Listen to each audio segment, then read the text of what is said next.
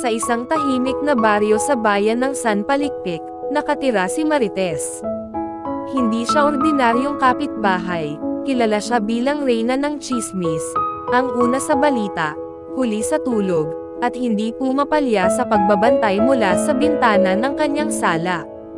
Lahat ng kilos ng mga tao sa kanilang kalsada ay alam niya. Kapag may bagong delivery ng Shopee kay Aling Mercy, una siyang magpo-post sa group chat. Kapag may bagong bisita si Mang Ernesto, may update agad sa GC. At kapag may nadinig siyang bulungan mula sa bakuran ni Aling Paining, ay sigurado, buong barangay ang makakaalam sa loob ng 5 minuto. Pero isang araw, may bagong lipat sa bahay sa tapat nila, isang misteryosang ginang na laging nakasuot ng itim, may itim na shades, at may alagang pusang kulay abo na nagngangalang, Shadow. Walang nakakaalam kung sino siya, anong pangalan niya, o bakit siya lumipat. At syempre, hindi mapalagay si Marites. Hindi makatulog si Marites. Lahat na ng kakilala niya tinanong niya. Kilalang kilala ko na ang lahat dito, pero yung bagong lipat. Walang nagkukwento. Walang Facebook. Wala ring kapitbahay na nilalapitan. Ano to? Multo. Nagbihis si Marites nang parang naglalakad-lakad lang sa kalsada. Bitbit ang kanyang pamaypay, nagkunwaring namimitas ng tanim sa harap ng bahay ng bagong lipat. Bigla siyang nasamid nang bumukas ang gate ng hindi niya inaasahan. Lumabas ang ginang. Matangkad, nakaitim na bestida, at nakatingin kay Marites na parang nababasa ang kanyang iniisip. Magandang araw po, bati ng ginang, malamig ang boses. Nagkunwaring kalmado si Marites. Ay hello, ako po pala si Marites, taga rito lang. Kamusta po kayo? Baka gusto nyo ng pandesal. Ngumiti ang ginang ng bahagya. Salamat, ako si Isidora, tahimik akong tao. Sana po ay manatili yon. Parang sampal sa mukha ng tsismosa. Ngunit hindi nawalan ng diskarte si Marites. Simula noong araw na yon, may mga kakaibang pangyayari sa barangay. Biglang nawala ang asong si Bantay ni Mang Lito. May mga umiilaw na kulay berde mula sa bintana ni Ginang Isidora tuwing alas 12 ng gabi. May naririnig na parang bulong-bulungan sa hangin kapag dumadaan ang kanyang pusang si Shadow. Nagsimula ng matakot ang mga tao. At si Marites, mas lalong nangati ang pakiramdam. Sigurado siyang may itinatago si Isidora. Isang gabi, nagsuot siya ng itim at nagtago sa mga halaman para masaliksik ang bahay ni Isidora.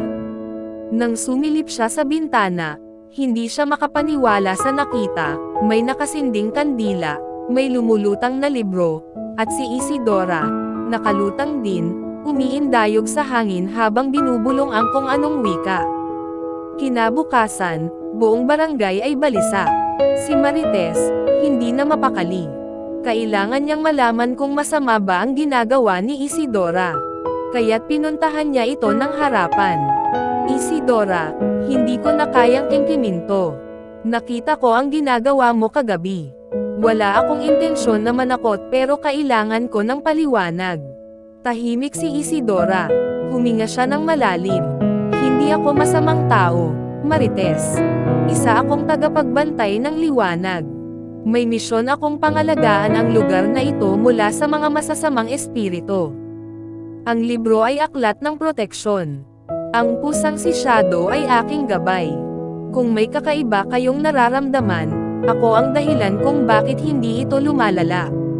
Nanlaki ang mga mata ni Marites. Abay, parang pelikula. Kinagabihan, biglang lumindol.